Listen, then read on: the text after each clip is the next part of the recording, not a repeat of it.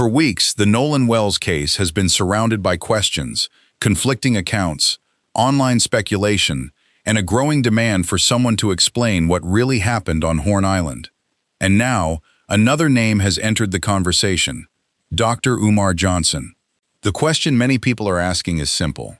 Why did Dr. Umar wait so long before speaking about Nolan Wells? And perhaps more importantly, what exactly was there to say after so much information had already circulated online? If you've been following the Nolan Wells case, and you've been trying to separate what is actually known from everything being discussed online, I want you to stay with me today. We're going to walk through the timeline carefully and look at why Dr. Umar's decision to remain silent for so long has attracted so much attention.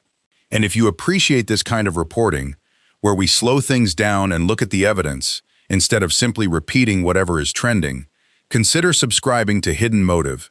There are still unanswered questions in this case, and we'll continue following the verified developments as they emerge. On July 4, 2026, 18-year-old Nolan Xavier Wells went to Horn Island, a barrier island off the Mississippi Gulf Coast, with friends for a holiday gathering. It was supposed to be a celebration, a young man preparing to continue his football career, a holiday weekend, friends gathering near the water. Instead, Nolan would never make it home. According to investigators and early reporting, Nolan's friends eventually left the island without him. Nolan's body was found in the water near Horn Island on the morning of July 6th. That basic timeline is not really in dispute. What happened in between is where the questions begin. The Jackson County Sheriff's Office described the investigation as active and ongoing and asked members of the public to provide photographs, videos, eyewitness accounts, and information about possible altercations or disturbances on the island that day. That request alone told people something important. Investigators were still trying to reconstruct the final hours of Nolan's life. And while authorities worked through the evidence, the internet moved much faster. Stories began spreading across social media. Some people believed Nolan had drowned accidentally. Others questioned whether something more serious had happened. Still others began identifying people connected to the trip and discussing photographs, phone records, alleged audio, and witness accounts. Some of those discussions were based on real information. Others were not. That distinction became increasingly important. Nolan's parents, Christine and Elmore Wansley, publicly rejected the idea that their son simply chose to remain alone on the island. They described Nolan as someone who was athletic, social, and not the kind of person they believed would voluntarily separate himself from the group in that way. Their questions were not simply about one moment. They wanted to know what happened before Nolan disappeared. Who saw him? Who spoke with him? What happened when the group left? What information was available on the phones?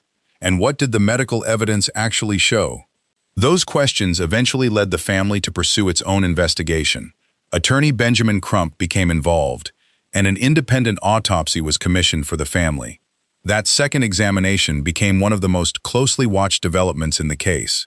But it did not provide the simple answer many people were expecting. On July 22nd, preliminary findings from the independent autopsy were announced. The cause and manner of Nolan's death were described as undetermined, pending further investigation. That wording matters. Undetermined does not mean murder. It does not prove that someone killed Nolan, but it also does not establish that an accidental drowning was definitively proven. It means the available evidence did not allow the examiner to make a final determination, and that left the central question hanging. What actually happened to Nolan Wells?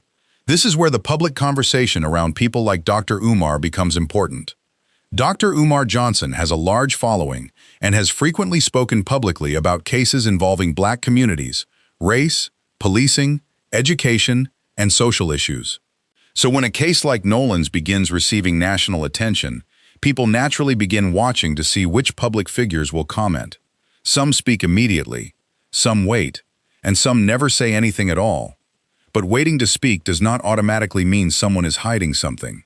Sometimes a person may be waiting for verified information. Sometimes they may not want to comment on a developing death investigation before investigators have completed their work. And sometimes, a public figure may simply decide that the online version of a story is moving faster than the facts. That last point became especially relevant in Nolan's case, because false information spread rapidly. One particularly striking example involved claims that Nolan's friend Warren Hudson had been arrested. Those claims were later fact-checked and found to be false. No arrest had been made, and the allegations were described as unsubstantiated. Think about what that means for a person deciding whether to speak publicly. If you make a statement based on a rumor today, and the rumor is disproven tomorrow, you have helped spread something that may hurt innocent people and distract investigators. That is one possible reason someone might choose silence. And there was plenty of misinformation surrounding this case. Nolan's mother even asked the public to report fake AI-generated videos about her son, showing just how far the online speculation had gone. Meanwhile, investigators were still dealing with the real evidence, the real photographs, the real witness statements, the real timeline, the real medical examinations, and the real question of what happened on that island. There was another development that added even more complexity. Nolan's best friend, Warren Hudson, eventually spoke publicly about the trip. Reporting on his interview described him as walking through his relationship with Nolan, the July 4th trip, and his own account of what happened on Horn Island. That interview mattered because it gave the public another first-hand perspective, but even first-hand accounts have to be tested against other evidence. That is how an investigation works. A witness remembers something. Investigators compare that memory with photographs. They compare it with phone records.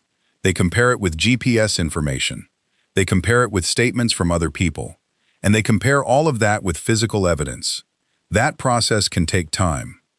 And Nolan's case has already produced several competing narratives. One side has focused on the possibility of an accidental drowning. Another has questioned whether Nolan may have encountered trouble before entering the water. Others have focused on the people around him and the circumstances surrounding the departure from the island. Then there are the online claims that go even further. But those claims should not be confused with evidence. That is especially important now that the independent autopsy has been described as undetermined. The medical findings have not solved the mystery. They have left investigators with more work to do. And that brings us back to Dr. Umar. Why would someone with a large public platform wait before commenting on a case that was already dominating social media? One possibility is that the silence was deliberate, not because of some secret knowledge, but because the facts were still developing. Another possibility is that the attention surrounding the case made public commentary more complicated.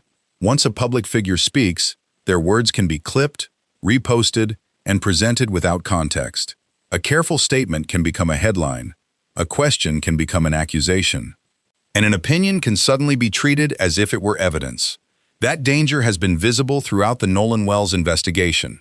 Even the people closest to the case have been forced to deal with rumors and conflicting stories. So perhaps the better question is not simply, why did Dr. Umar take so long? Perhaps the question is, what information was actually available when he finally decided to speak? Because timing matters. If someone comments during the first few days, they are speaking before the autopsy results. If they speak after the independent autopsy, they have more information, but still no definitive cause of death. If they speak after additional witness interviews and investigative developments, the picture may be different again. And Nolan's case has continued to evolve. The family has continued pushing for answers. Investigators have continued gathering information. The medical evidence remains an important part of the investigation. And the public is still trying to understand the final hours of an 18-year-old young man whose family expected him to come home after a holiday weekend. There is a quiet sadness in that part of the story, because beneath all the arguments online, Nolan was not a headline. He was someone's son. He was someone's brother. He was a young athlete with plans for his future.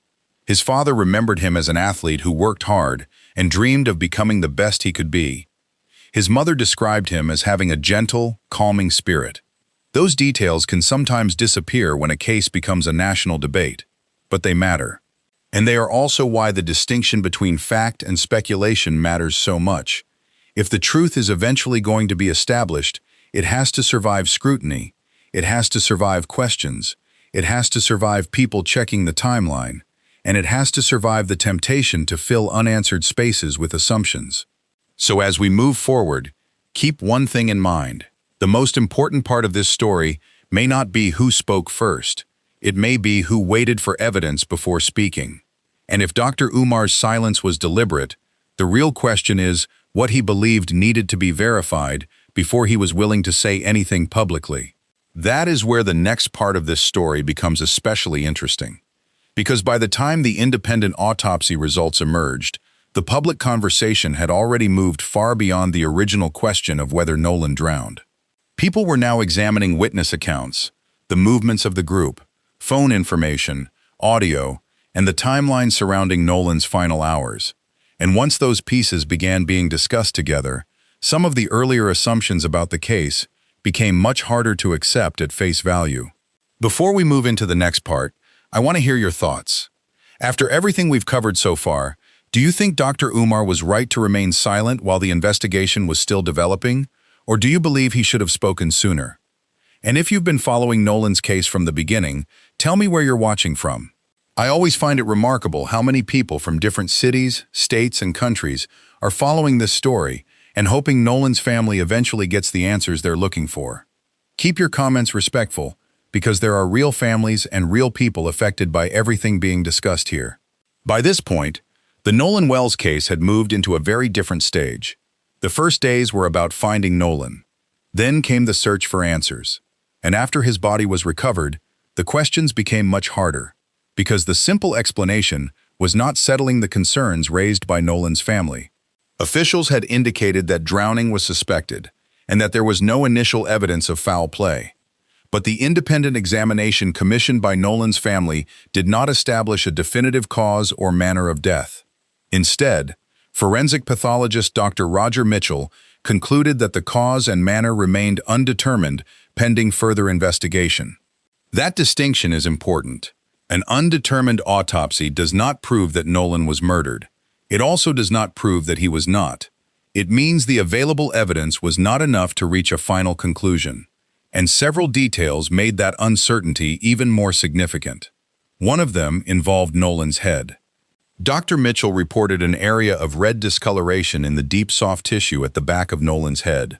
The finding was described as inconclusive, meaning doctors could not simply look at it and say, with certainty, that it represented an injury connected to his death. There was another problem. The independent pathologist could not examine every part of Nolan's body that might have helped answer the drowning question. Parts of the throat had been retained during the initial examination by the Mississippi medical examiner, and other internal structures were not available to Dr. Mitchell. According to the released report, those limitations made it more difficult to determine whether Nolan had drowned and whether any neck injury had contributed to his death. For a grieving family, that kind of uncertainty can be incredibly difficult. Imagine being told that your son was found in the water, but you still cannot get a clear medical answer about exactly how he died. That was the position Nolan's parents were facing. And it helps explain why the case continued attracting attention from civil rights figures and public personalities. But there was another detail that kept returning to the center of the discussion. Nolan was reportedly found fully clothed. Yet photographs and videos from earlier in the day showed him without a shirt. Ben Crump publicly questioned when and why Nolan put his shirt back on. The question does not establish what happened, but investigators and the family considered the timeline important enough to examine. Then there was Nolan's cell phone. According to reporting, the phone was found in the possession of one of his friends, rather than with Nolan's body. Again, that fact alone does not prove wrongdoing. But it creates a question. Why was Nolan's phone with someone else? When did that happen? Who had it? And what information could the device potentially provide about Nolan's final hours? Those are the kinds of questions investigators have to answer carefully. And they are also the kinds of questions that can make public commentary extremely dangerous. Because online, a question can quickly become an accusation. That happened repeatedly in the Nolan Wells case. At one point, false social media posts claimed that Warren Hudson, one of Nolan's friends, had been arrested. He had not. Fact-checking reports found that no such arrest had occurred and that the claims circulating online were unsubstantiated. That should give us some perspective when we look at Dr. Umar's decision to remain quiet. If you are a public figure with hundreds of thousands of people listening to you, saying the wrong thing during an active investigation can have consequences. A statement made without verified evidence can be repeated thousands of times. A rumor can become a headline, and a person who was never accused by law enforcement can suddenly find their name attached to an alleged crime. The friends who were with Nolan have experienced that kind of public scrutiny themselves. Warren Hudson, Jack Spatalo, and Morgan Seymour have denied involvement in Nolan's death, and their attorneys have said the three have faced intense online accusations and harassment. Their legal team has even discussed potential defamation lawsuits. So when people ask why someone like Dr. Umar did not immediately jump into the conversation, there is a reasonable possibility that he understood exactly how dangerous that environment had become. But that does not mean his silence answered anything. It only meant that he was not adding another version of the story while the evidence was still being examined. And there was another reason for caution. The investigation was not finished. The official Mississippi autopsy remained pending in public reporting, while toxicology and other investigative information had not yet provided the final answers the family wanted. That leaves us with an important distinction between what people believe and what investigators can actually prove. For example, people can look at the fact that Nolan's friends returned to the mainland without him and find it difficult to understand. His family has questioned whether Nolan would really have chosen to stay behind alone. Those concerns deserve to be heard, but they still have to be tested against evidence. What did Nolan say? What did his friends say? What did witnesses on the island remember? What do the phones show? What do photographs and videos show? And what does the medical evidence tell us? Those questions form a timeline. And the timeline may ultimately be more important than any single dramatic detail. That brings us to one of the most sensitive parts of the investigation. The people who were with Nolan have offered their own accounts of what happened. Warren Hudson, one of Nolan's friends, later spoke publicly and described the online speculation as deeply hurtful. He argued that people were making accusations despite the lack of established facts. The Washington Post also reported his criticism of the rumors surrounding the case. That perspective matters because it reminds us that there are people on both sides of this story who are dealing with grief, fear, and public scrutiny. Nolan's parents want answers about their son. His friends say they are being unfairly accused. Investigators are trying to establish what happened, and the public is trying to understand a case where several important pieces remain unresolved. Those are very different positions. And sometimes, when a case becomes emotionally charged, those positions can become confused. That may be one of the strongest reasons for Dr. Umar's delay. Not because we can prove he had some secret information. There is no reliable evidence establishing that. But because waiting for more facts can be wiser than speaking into a storm of speculation. Still, something else happened that made the silence even more noticeable. As national attention grew, other prominent people began supporting the Wells family. Ben Crump took a leading role in the family's independent investigation. Reverend Al Sharpton became involved. Tyler Perry and Colin Kaepernick were among the prominent figures associated with support for the family's search for answers, including financial support, connected to the investigation and reward efforts. So the public conversation was no longer limited to Mississippi. It had become a national story, and once that happened, every prominent voice carried more weight. That is when timing becomes especially important. Speaking too early could mean repeating information that later turns out to be wrong. Speaking too late could leave supporters wondering why you remain silent. And saying too much could potentially interfere with an investigation or unfairly damage someone's reputation. There is no perfect answer, but Nolan's case demonstrates why caution matters. Look at what happened when misinformation spread about Warren Hudson. Look at how quickly online discussions turned into allegations. Look at how many people began trying to reconstruct the entire July 4 timeline from photographs, videos, and secondhand accounts, and then consider the medical evidence. Even a professional forensic pathologist examining Nolan's body could not provide the definitive answer people wanted. Dr. Mitchell identified multiple questions that remained unresolved, including whether Nolan drowned, how he entered the water, whether there were injuries to his neck, and what toxicology would reveal. That is a powerful reminder. If the professionals did not yet have all the answers, neither did the public. And perhaps that is what makes Dr. Umar's eventual decision to speak so significant. Not because his words automatically solve the case. They do not. But because, after weeks of silence, people naturally want to know what finally caused him to enter the conversation. Was it the autopsy? Was it the growing public pressure? Was it new information? Was it concern about how Nolan's story was being discussed? Or did he simply decide that enough verified information was finally available to justify saying something? At this point, we should be careful. Unless Dr. Umar himself provides a documented explanation for the timing, we cannot honestly claim to know his private reason. What we can say is that the environment surrounding the case had changed dramatically.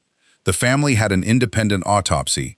The autopsy had raised questions without proving foul play. The official investigation was still active. The friends were publicly defending themselves.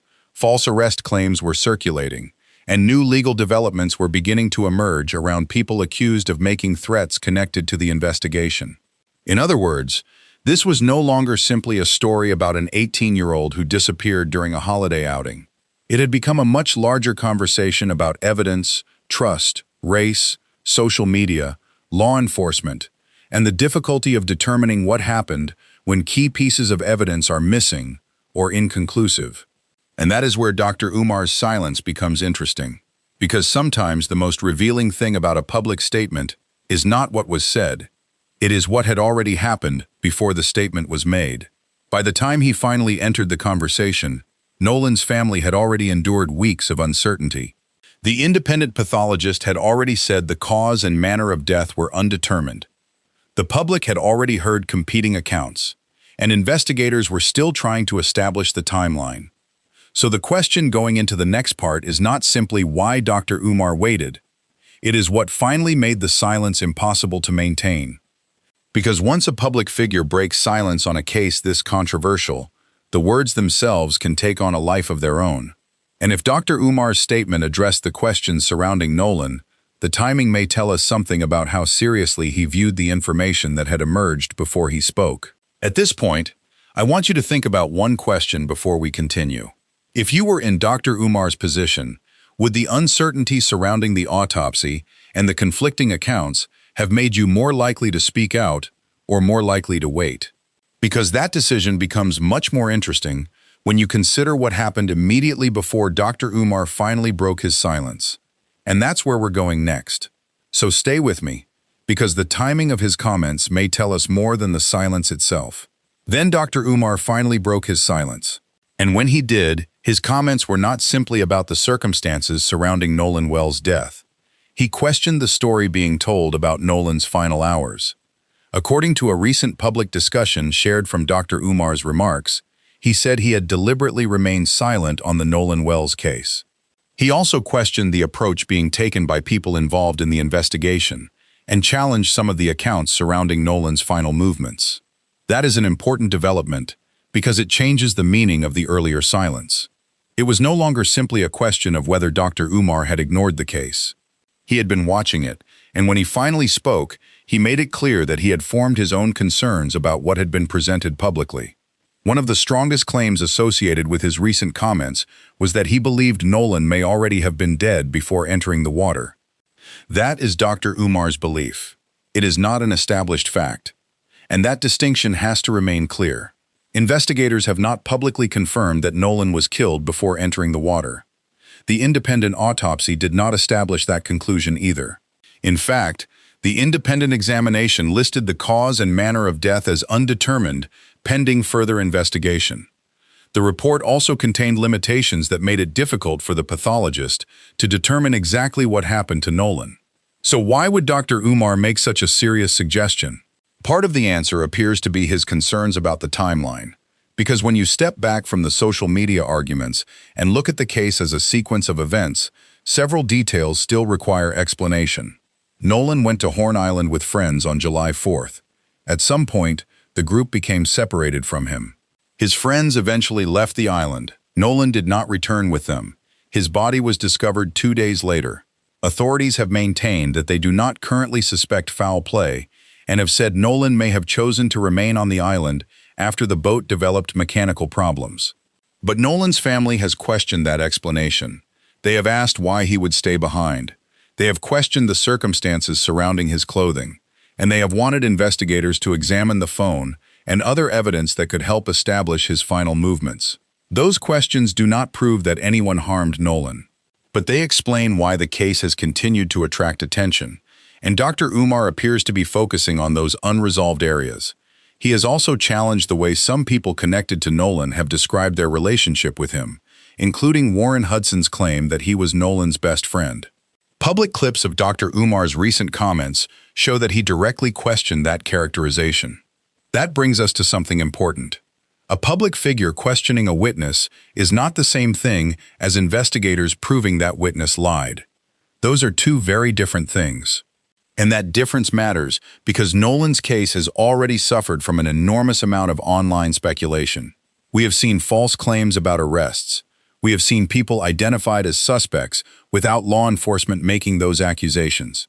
We have seen photographs and videos analyzed by strangers who were not present on the island. And we have seen people take one unexplained detail and build an entire theory around it. That is precisely why Dr. Umar's comments need to be understood as commentary and opinion rather than as a replacement for the official investigation. But there is still something striking about the timing. Why wait? Why remain silent while the case was exploding online, only to speak after the independent autopsy and the growing public debate? There is no verified public explanation that allows us to state exactly what was going through his mind. But his own comments suggest that the silence was intentional. He said he had remained silent. That means the silence itself was a choice. And when he finally decided to speak, he did not simply repeat the most popular version of the story. He challenged it. That is what makes this moment different. Because Dr. Umar's comments came at a time when the investigation had already become more complicated. The independent autopsy had failed to give the family the definitive answer they wanted. The medical examiner reported a red discoloration in the deep tissue at the back of Nolan's head, but the significance of that finding remained unclear. The independent pathologist also said the available evidence did not allow him to completely rule out certain possibilities involving the neck and airway. And because some structures had already been removed or examined during the earlier autopsy, the second examination had limitations. Those details do not prove a homicide, but they help explain why people continue asking questions. And for Nolan's parents, those questions are not theoretical. They are about their son. They want to know what happened after he was left on that island. They want to understand what happened before he entered the water. They want to know what the medical evidence means. And they want the final explanation to be based on evidence rather than assumptions. That is why this case has remained so emotionally charged. There is also another side that deserves to be remembered. The friends who were with Nolan have faced enormous public scrutiny. Some have publicly denied involvement in his death, and false claims about arrests and criminal accusations have circulated online. That means there are real people on both sides of the investigation who could be harmed if speculation is presented as fact. So when Dr. Umar says he believes Nolan may have been dead before entering the water, that statement should be treated with the same caution. It is a serious allegation, but it remains an allegation. The evidence still has to establish what happened, and that may ultimately come down to information that the public has not seen. Phone data, video, witness statements, toxicology, forensic examination, the official autopsy, and the complete timeline. Those pieces have to fit together. If they do, investigators may eventually be able to explain Nolan's death with confidence. If they do not, the case may remain unresolved for much longer. And this is where Dr. Umar's decision to finally speak becomes more understandable. He appears to have waited until the case had developed enough for him to believe that certain questions deserve to be raised publicly. But raising questions is not the same as answering them. That is something viewers should remember as this story continues. Because the biggest danger in a case like this is becoming so invested in one explanation that every new piece of evidence is forced to fit it. If someone believes Nolan drowned accidentally, they may dismiss anything that does not fit that theory. If someone believes Nolan was murdered, they may interpret every unexplained detail as proof. Neither approach is reliable. The evidence has to lead. And right now, the evidence has not publicly established a definitive cause and manner of death. That is the uncomfortable truth. Dr. Umar has now spoken, but his comments have not solved the mystery. Instead, they have brought renewed attention to the questions that were already troubling Nolan's family. What happened during the hours before Nolan disappeared? Why did he remain behind? Why was he later found fully clothed when earlier images showed him differently dressed? What happened to his phone?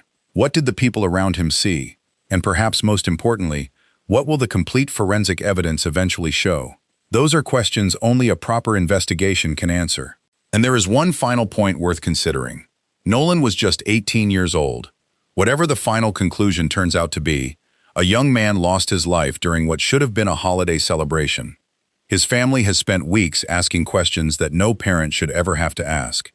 So while public figures debate the case and social media searches for a dramatic answer, the Wells family is still waiting for something much simpler: the truth.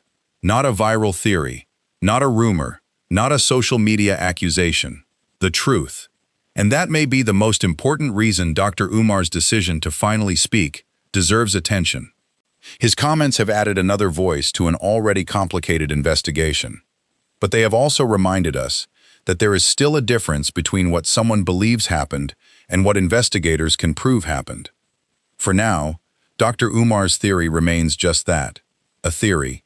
The official investigation remains the authority responsible for determining what happened to Nolan Wells, and until the remaining evidence is fully examined, the most responsible conclusion is also the simplest one.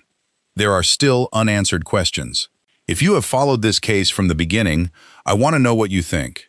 Do you believe Dr. Umar's decision to remain silent until now was the right approach, especially while so much unverified information was circulating?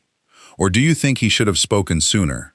And when you look at the timeline, the autopsy findings, and the conflicting accounts, what detail do you believe investigators should examine most closely? Leave your thoughts in the comments. And if you want to continue following the Nolan Wells investigation as new information develops, make sure you subscribe to Hidden Motive. Because this case is not finished. And if investigators eventually uncover the missing piece that explains Nolan's final hours, we will be here to examine what it means carefully, without turning speculation into fact. After everything we've discussed today, I want to hear from you. Do you think Dr. Umar's decision to remain silent for as long as he did was responsible, given how much misinformation was circulating around the Nolan Wells case? Or do you think someone with his platform should have spoken up much earlier? And what is the one question you believe investigators still need to answer? Leave your thoughts below. Take a moment to read some of the other comments too, because people who have followed Nolan's story from the beginning often notice details that others may have missed. And if you're new here, consider subscribing to Hidden Motive. We follow these cases carefully, separate verified information from speculation, and continue covering the story when new developments emerge. Thank you for being here, and thank you for keeping the conversation respectful. We'll continue following the Nolan Wells investigation, and when verified information becomes available, we'll be here to examine it with you.